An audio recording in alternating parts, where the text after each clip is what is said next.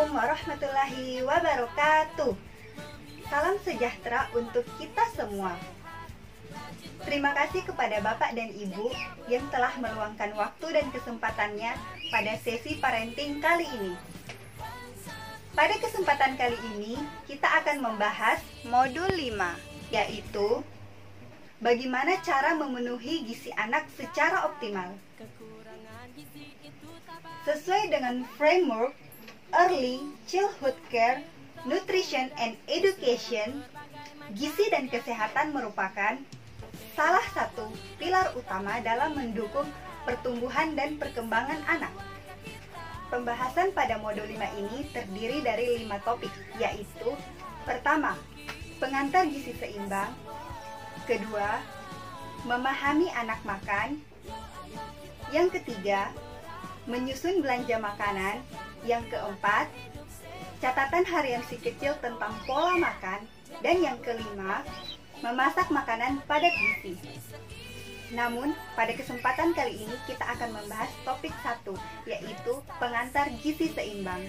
Indikator keberhasilan dari topik ini adalah Bapak dan Ibu mampu memahami dan menerapkan gizi seimbang. Mengapa kita perlu memahami gizi pada anak usia dini? Usia dini merupakan periode penting untuk mengembangkan pertumbuhan dan perkembangan anak. Seiring dengan bertambahnya usia, kebutuhan gizi anak semakin banyak. Dengan memahami gizi seimbang, diharapkan orang tua dapat secara optimal memberikan gizi yang seimbang kepada anak sesuai tahapan usianya. Apa itu gizi seimbang? Gizi seimbang adalah susunan makanan sehari-hari yang mengandung zat-zat gizi dalam jumlah dan jenis yang sesuai dengan kebutuhan tubuh. Dengan memperhatikan prinsip keanekaragaman atau variasi makanan, aktivitas fisik, kebersihan, dan berat badan yang ideal. Di Indonesia, pedoman gizi seimbang diilustrasikan sebagai tumpeng gizi seimbang. Tumpeng gizi seimbang memiliki 4 lapis yang secara berurutan dari bawah ke atas menunjukkan besaran anjuran konsumsi kelompok makanan tersebut, di mana lapisan paling bawah dianjurkan untuk dikonsumsi paling banyak, sedangkan lapisan paling atas dianjurkan untuk dikonsumsi lebih sedikit. Setiap lapisan tumpeng gizi seimbang menunjukkan bahan makanan, antara lain 1. Zat sumber tenaga. Zat sumber tenaga terdiri dari karbohidrat, protein, dan lemak. Contoh bahan makanan sumber zat tenaga yaitu beras, jagung, roti, mie, umbi-umbian, dan lain-lain. Yang kedua adalah zat pembangun. Zat pembangun terdiri dari protein nabati dan hewani. Contoh bahan makanan protein hewani adalah daging merah, ayam, unggas, ikan, hati, telur, sedangkan sumber makanan dari protein nabati yaitu tahu, tempe, dan kacang-kacangan. Yang ketiga ada zat pengatur. Zat pengatur terdiri dari vitamin dan mineral. Vitamin dan mineral terdapat dalam semua jenis bahan makanan, khususnya sayur dan buah. Tumpeng gizi seimbang juga menggambarkan prinsip dari 4 pilar gizi seimbang, yaitu pertama, konsumsi makanan yang beraneka ragam. Yang kedua, biasakan perilaku hidup bersih dan sehat. Yang ketiga, melakukan aktivitas fisik secara rutin. Dan yang keempat, pantau berat badan secara berkala. Mengapa kita perlu makan makanan yang beragam? Karena tidak ada satupun jenis bahan makanan yang mengandung gizi yang lengkap selain ASI. ASI merupakan satu-satunya makanan yang mengandung zat gizi yang lengkap. Namun, setelah anak berusia 6 bulan ke atas, anak perlu diberikan makanan tambahan yang bergizi. Untuk itu, semakin beragam jenis pangan yang dikonsumsi, maka akan semakin lengkap zat gizi yang akan terpenuhi. Penting bagi orang tua untuk menyediakan makanan yang padat gizi dan beragam setiap kali anak makan. Selain jenis makanan yang beragam, perlu diperhatikan juga porsinya. Ilustrasi isi piringku berikut dapat menjadi gambaran perbandingan porsi makanan pokok, lauk pauk termasuk protein hewani dan nabati, sayur, dan buah. Sudahkah anak kita makan sesuai panduan gizi seimbang? Berdasarkan penelitian, anak usia 2 tahun rentan mengalami kekurangan asupan zat besi, kalsium, dan seng. Zat besi berperan untuk kecerdasan dan mencegah kurang darah atau anemia. Kalsium berperan untuk pertumbuhan tulang, dan zat seng berperan untuk pertumbuhan tinggi badan serta daya tahan tubuh terhadap penyakit. Bahan makanan yang mengandung zat besi yaitu hati, daging merah, dan sayur yang berwarna hijau. Sementara bahan makanan yang mengandung kalsium yaitu kuning telur, susu, ikan kecil yang dimakan dengan tulangnya seperti teri atau wader. Dan bahan makanan yang mengandung zat seng adalah ikan laut, kerang, hati, daging merah, dan telur. Bagaimana pedoman pola makan balita agar dapat tumbuh dengan optimal?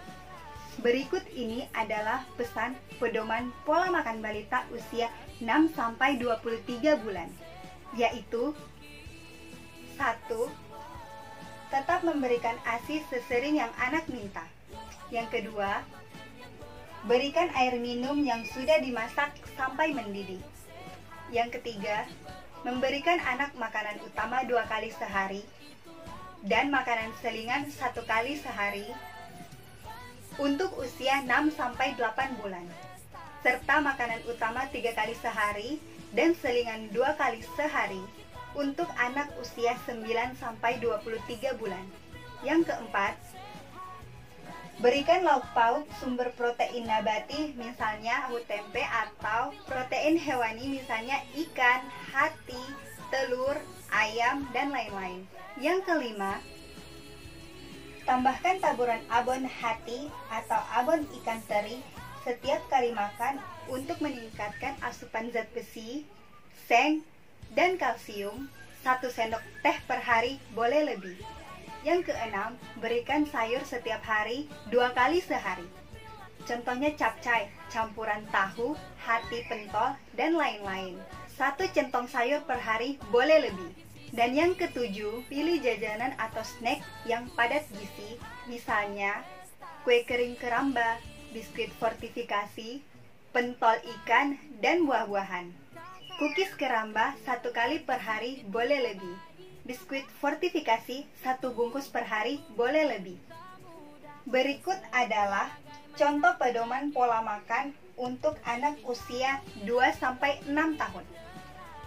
Yang pertama, berikan air minum yang sudah dimasak hingga mendidih.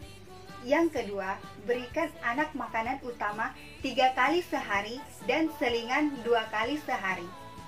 Yang ketiga, berikan lauk pauk, sumber protein nabati seperti tahu tempe, dan protein hewani seperti ikan, telur, daging, hati setiap kali anak makan, termasuk ikan laut 3 kali per minggu.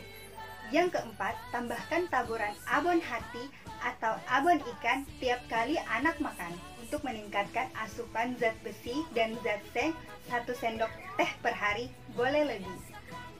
Yang kelima, berikan sayur setiap hari 2-3 kali per hari. Yang keenam, berikan jajanan atau snack yang padat gizi, misalnya kue kering keramba, biskuit atau susu fortifikasi, pentol ikan, dan buah-buahan. Prinsipnya, semakin bertambah usia, semakin besar porsi konsumsi anak. Pemenuhan gizi anak secara optimal tidak harus dengan bahan pangan yang mahal. Bahan pangan yang tersedia di lokasi setempat, jika dikonsumsi dengan jumlah yang cukup, dapat menanggulangi masalah gizi anak. Pendekatan ini dikenal dengan pedoman gizi seimbang berbasis pangan lokal atau PGSPL. Baik, di akhir sesi topik ini, mari kita sama-sama menyanyikan lagu 4 Pilar Gizi Seimbang untuk membantu mengingat 4 pilar tersebut. Tahukah kamu, kekurangan gizi itu tak baik, tak baik. Tubuh kita mudah terserang berbagai macam penyakit. Protein, karbohidrat, vitamin, mineral, lengkapi gizi keluarga kita. Jagalah lingkungan bersih, aman dan sehat untuk kita semua. Yo ayo kita makan yang beragam, membiasakan perilaku hidup sehat, rajin berolahraga, jaga berat badan, itulah 4 pilar gizi seimbang. Bangsaku sehat berprestasi. Bangsaku sehat berprestasi. Oke, sekian pembahasan kali ini. Semoga bermanfaat. Wassalamualaikum warahmatullahi wabarakatuh. Dan salam sejahtera untuk kita semua.